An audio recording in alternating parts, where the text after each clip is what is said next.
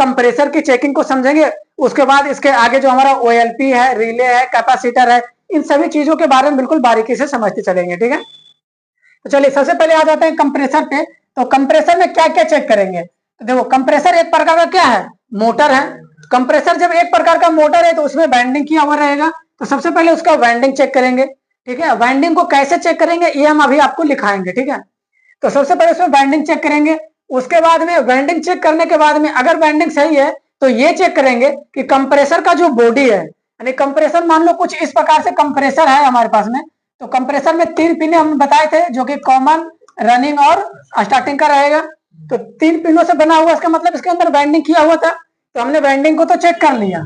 Winding अगर हमारा सही है तो आगे चेक करेंगे कि ये जो हमारा वाइंडिंग है कॉमन, रनिंग, स्टार्टिंग का, ये कहीं बॉडी से तो टच नहीं कर रहा है ना। ये कंप्रेसर का क्या है? बॉडी है ना। ये तो कंप्रेसर का बॉडी से तो टच नहीं है। अगर वो बॉडी से टच रहेगा तो उसको बॉडी अर्थ मानेंगे। उस स्थिति में भी कंप्रेसर को क्या करेंगे? चेंज कर देंगे, यानी कंप्रेसर को नहीं चलाएंगे। अगर कंप्रेसर को चलाएंगे तो फ्रिज के साथ में पाइप लगा होता है, जो कि कॉपर और लोहे का पाइप रहता है, तो उस पाइप में करंट आ जाएगा तो करंट लगने का चांसेस बढ़ जाएगा। ठीक है, तो इस तरीके से कंप्रेसर का जो पहले जाएगा वाइंडिंग चेक करेंगे, उसके बाद में उसका क्या करेंगे? बॉडी अर्थ चेक करेंगे। कंप्रेसर का क्या करेंगे? बॉडी अर्थ चेक करेंगे। बॉडी अर्थ को कैसे चेक करेंगे? ये सब चीजों को बिल्कुल बारीकी से अभी लिखेंगे आगे। आगे चेक करेंगे पंपिंग। आगे क्या चेक करेंगे? पंपिंग। पंपिंग हुआ होता है जैसे कि कोई टुल्लू पंप हम लोग यूज करते हैं ना घर में पानी खींचने के लिए।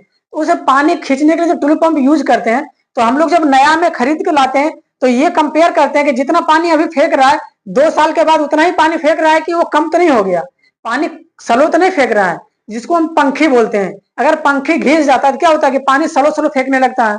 पानी क्या होता है? स्लो स्लो फेंकने लगता है। अगर पंखी नया है, सही है, तो पानी वो ज्यादा फेंकता है। उसी तरीके से क्या बताए थे हम आपको कि कंप्रेसर में भी पिस्टन और सिलेंडर लगा हुआ होता है।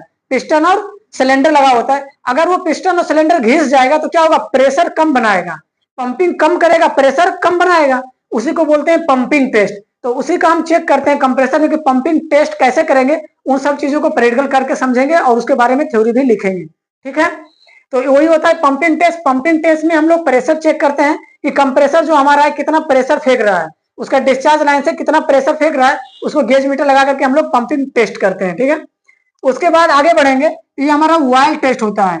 वाइल टेस्ट कहने का मतलब हुआ, जैसे हम लोग गाड़ी का इंजन, गाड़ी में हम लोग इंजन रखते हैं ना, तो इंजन में मोबिल हम लोग डालते हैं, तो हर महीने पे, साल भर पे या 6 महीने पे उसमें मोबिल चेक करते हैं कि मोबिल कम तो नहीं हो गया। कम होने के कारण क्या है कि हो सकता है मेरा इंजन सीज हो जाएगा, मोबिल कम हो जाएगा, क्या हो जाएगा? इंजन सीज हो जाएगा। इसीलिए हम बराबर उसमें क्या करते हैं? मोबिल को चेक करते रहते हैं कि मोबिल खराब हो गया तो उसको चेंज